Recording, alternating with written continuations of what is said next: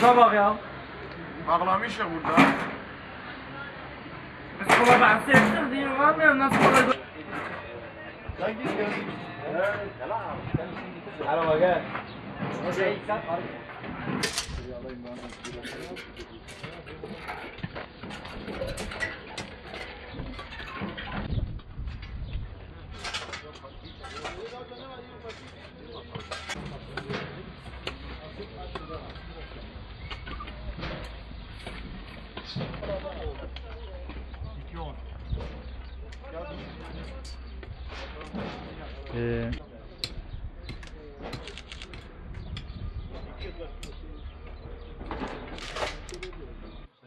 Surların dirilişi motosuyla Diyarbakır'da başlayan sur çalışmaları kapsamında Diyarbakır İşkale surlarının da restorasyon çalışmaları Büyükşehir Belediye Başkanlığı tarafından yapılmaya devam ediliyor. Bu çalışmalar kapsamında Diyarbakır'ın kalbi konumunda olan ve sürekli yönetim merkezi görevini yapan Amidağ'ın etrafında da çalışmalar devam ediyor. Amidağ'ın batısıyla surların arasında kalan kısımda, işgalenin bu kısmında yapılan kazı çalışmalarında şimdiye kadar Roma yolu ortaya çıkartıldı. Roma yolunun ortaya çıkartılmasına devam ediliyor.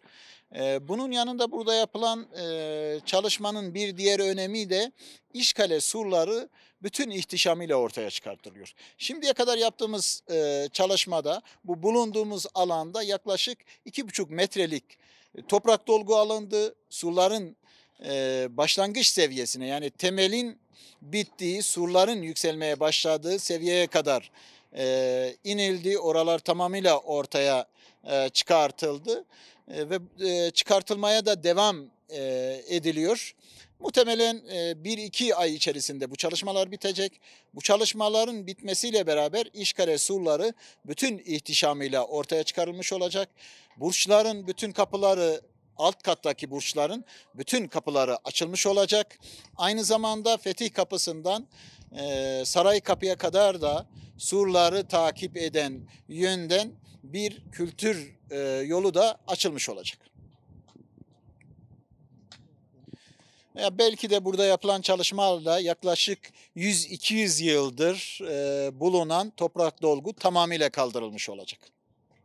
Kültür ve Turizm Bakanlığı ile Dicle Üniversitesi'nin işbirliğiyle yürütülen Amidağ Artuklu Sarayı kazısının bu yılki çalışmaları Diyarbakır Büyükşehir Belediyesi'nin sağladığı işçi desteğiyle devam etmektedir. Alanda kazı yapan bütün işçi desteği Büyükşehir Belediyesi Başkanlığı tarafından proje kapsamında sağlanmaktadır. Ve buradaki kazılar da bu surların etrafının açılması yine kuzey tarafında da devam edecek kazılar tamamıyla Büyükşehir Belediyesi'nin yaptığı destekle sağlanmaktadır.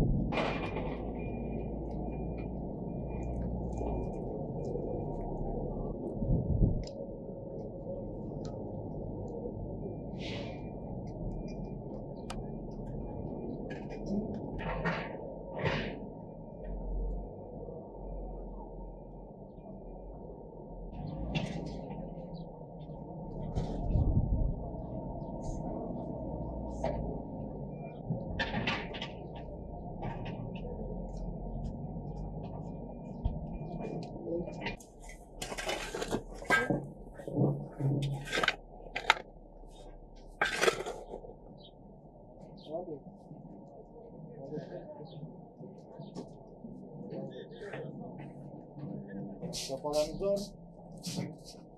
O rampayı çıkarın.